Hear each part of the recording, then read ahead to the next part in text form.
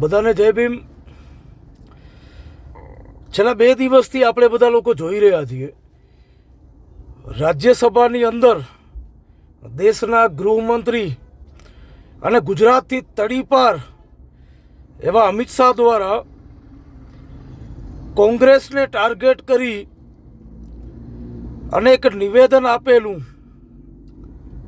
જે સંવિધાન નિર્માતા અને દરેક સમાજના, ખાસ કરીને મહિલાઓના એક મસીહા અને દેશના નેતા ડૉક્ટર બાબા સાહેબ આંબેડકર વિશે જે ભાષા બોલી,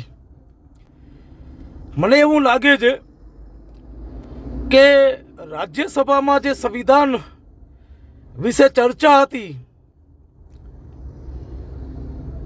ત્યાં તમે કોંગ્રેસને ટાર્ગેટ કરો એવા ઘણા બધા મુદ્દાઓ છે. અમને કોઈ ફરક નથી પડતો કોંગ્રેસથી. કોંગ્રેસ હારે જીતે કોઈ ફરક નથી પડતો, પણ એ કોંગ્રેસને ટાર્ગેટ કરવાના બદલે બાબા સાહેબ આંબેડકરનું નામ લઈ અને એનું અપમાન કરવું એ પણ જાણી જોઈને. કારણ કે અમિતભાઈ પાસે જ્યારે આ શબ્દો કાઢ્યા ત્યારે એમના હાથમાં લેટર હતું.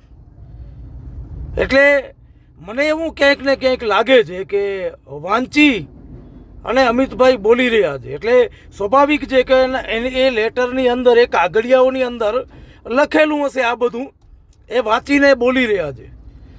તમે રાજકારણ રમો, તમે કોંગ્રેસ ભાજપ કરો, અમને કોઈ ફરક નથી પડતો એનાથી.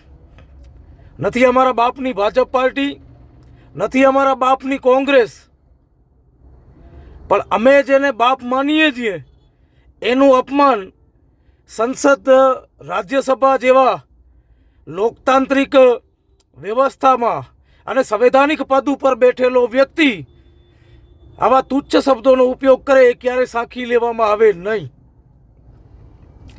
તમે કોંગ્રેસને, તમને મજા આવે એમ બોલો. તમારી સરકાર છે, આ તમારી કોંગ્રેસની સરકાર, તમારી ભાજપની સરકાર, આ કોંગ્રેસ અને આરએસએસે મળી અને ડૉક્ટર બાબા સાહેબ આંબેડકર ઉપર પથરાવ કરેલું, એમનો વિરોધ કરેલો, એમના પૂતળા દહન કર્યું આરએસએસે. આ તમારા લોકોએ જે કામ કોંગ્રેસે બાબા સાહેબના વિરોધમાં કરેલું એને એ કામ તમારા લોકોએ કરેલું. ને હાલ મહારાષ્ટ્રમાં સંવિધાનની જે પ્રસ્તાવના છે એના ઉપર પણ ઘણા બધો મજાક કરવામાં આવેલો.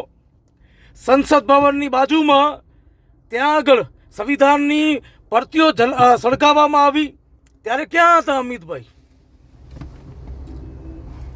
આ બાબા સાહેબ આંબેડકરનું લખેલું સંવિધાન છે, એ થકી તમે ગૃહમંત્રી છો, ગુજરાતથી તડીપાર હતા તમે.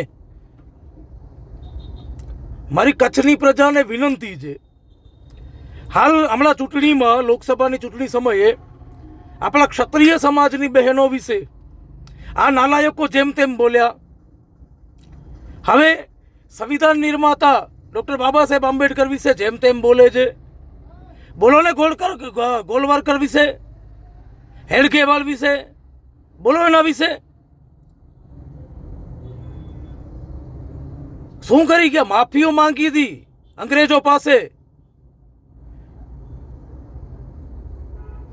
એટલે મહેરબાની કરી અને કચ્છની પ્રજાને વિનંતી છે કે બહુ મોટા આંદોલનની તૈયારી કરીએ આપણે બધા. કારણ કે આ રીતે તો ન જ ચાલે. કોઈ એક સમાજને ટાર્ગેટ કરો, કોઈની મા બહેન વિશે અભદ્ર ભાષા બોલો, અને પાછો તમે દેશના ગૃહમંત્રી, એક રાજ્યમંત્રી એક સમાજની બહેનો વિશે બોલે. એટલે આ ભાજપ પાર્ટી છે, કોઈના બાપની નથી. કોંગ્રેસ અમારા બાપની નથી. તમે કોંગ્રેસને રાખો કે કોંગ્રેસનો વિરોધ કરો, હું તો કહું છું કોંગ્રેસ ઉપર બેન લગાવો. તમારી સરકાર છે, અમને કોઈ મતલબ નથી કોંગ્રેસથી, ભાજપથી. પણ જ્યાં જ્યાં આવા નાટકો થશે ત્યાં કને વિરોધ થશે. અને ચોક્કસ બહુ જ ટૂંકા સમયમાં કચ્છની તમામ પબ્લિકને વિનંતી છે, 1 દિવસનો સમય કાઢો અને આવા ખરેખર આ લુખ્ખી ભાષા કહેવાય, આ લોકોના વિરોધમાં આવો. કારણ કે આ જો સરકારમાં આવા લોકો બેઠા હશે તડીપાર લોકો, અને જાતિવાદનો ઝેર ફેલાવતા રહેશે. હિન્દુ મુસ્લિમના નામ ઉપર, દલિત સવર્ણના નામ ઉપર જે ભાષા અમિતભાઈએ બોલી છે તડીપારે, એની અસર સીધી આરએસએસના લોકોમાં પડે, આ જાતિવાદી લોકોમાં પડે. આપણે જાતિવાદને નથી માનતા, પણ આ જાતિવાદને જીવતો કરવાનો એક ષડયંત્ર છે. માટે તમામ લોકોને વિનંતી છે કે એક તારીખ નક્કી કરી અને તારીખના કચ્છથી દિલ્હી સુધી મેસેજ પડે એવો એક જન આંદોલન કરીએ આપણે. તમામ લોકો તૈયાર રહો. દરેક સમાજને આહવાન કરું છું કે દરેક સમાજના લોકો આગળ આવો. આ ભારતના બંધારણના ઘડવૈયાની વાત છે, કોઈ એક સમાજના મસીહા નહીં. બાબા સાહેબ આંબેડકર કોઈ દલિતો પલિતોના મસીહા નહોતા, આખી દેશના નેતા હતા. સૌથી મોટામાં મોટું યોગદાન એમનું હતું, કારણ કે આજે જે કાયદા ઉપર આપણે છીએ ને, એ કાયદો એમણે બનાવ્યો હતો. આપણે દરેક વ્યક્તિ એ કાયદા ઉપર ચાલીએ છીએ, ક્યારેક ને ક્યારેક જીવનમાં એ કાયદાનો આપણે ઉપયોગ કરીએ છીએ. માટે દરેક સમાજને કહું છું કે આગળ આવો. આ ખાખી ચડ્ડીવાળા આમ નહીં માને.